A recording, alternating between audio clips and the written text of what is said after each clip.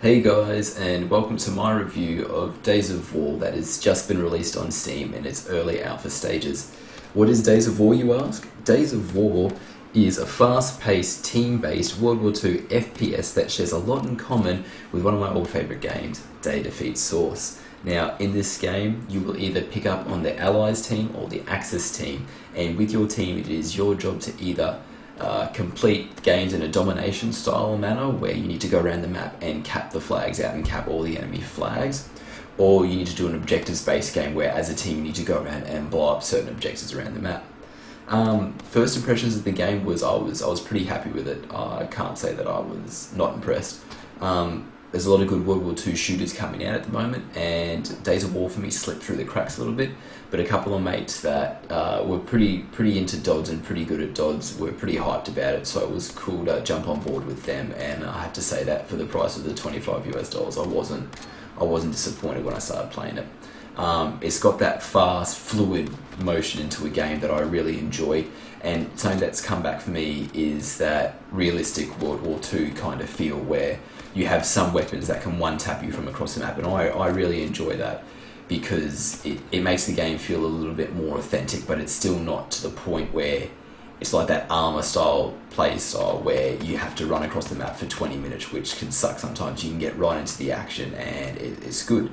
And for the maps for being as small as some of them are, I'm glad that they didn't reduce the effectiveness of some weapons, because, you know, when you try to put your mindset into like what it would have been like to be a soldier in that time, the weapons were still effective no matter what range you were using them at close quarters, whether they would be mid to long quarters. It got pretty scary. So you have that feel like you round a corner and there's a Thompson there, or there's a bar or an STG-44, or even you walk into a static machine gun. Like it's that freak out mode, and I really enjoy that.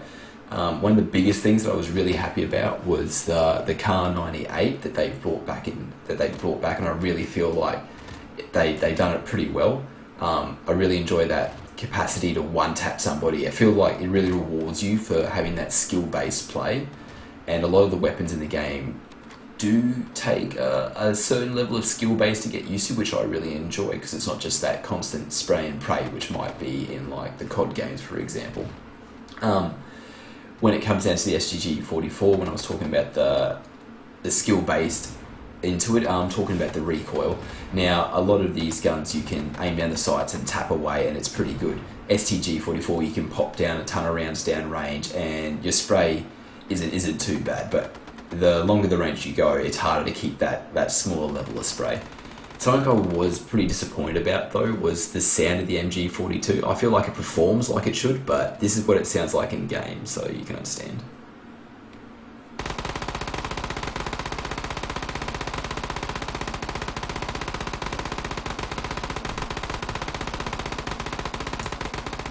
Now, for me, the MG42 should sound like a beast. It should be roaring, it should be fearsome. That's how I imagine MG42. The sound clips that I've listened to of real MG42s firing were absolutely hectic, so I was really underwhelmed by the way that they portrayed it in this game. But something I do really like that they've done is the addition of dropping med packs and ammo packs. These are great. You can drop them for yourself or your ally, but you can only drop them once per life, and I think that adds a good aspect to the game. All in all, there's only little aesthetic things I think that the game could use to be fixed at the moment. I'm really enjoying the gameplay, and that's all stuff that just comes with the alpha of the game. Like, it's all stuff they'll work on over time, and as devs, hopefully they keep up with the game, because I think they've got a real good game here on their hands. But yeah, so that's my small review of the game, guys. Pick it up, give it a go. I think you guys will enjoy it. Cheers, guys.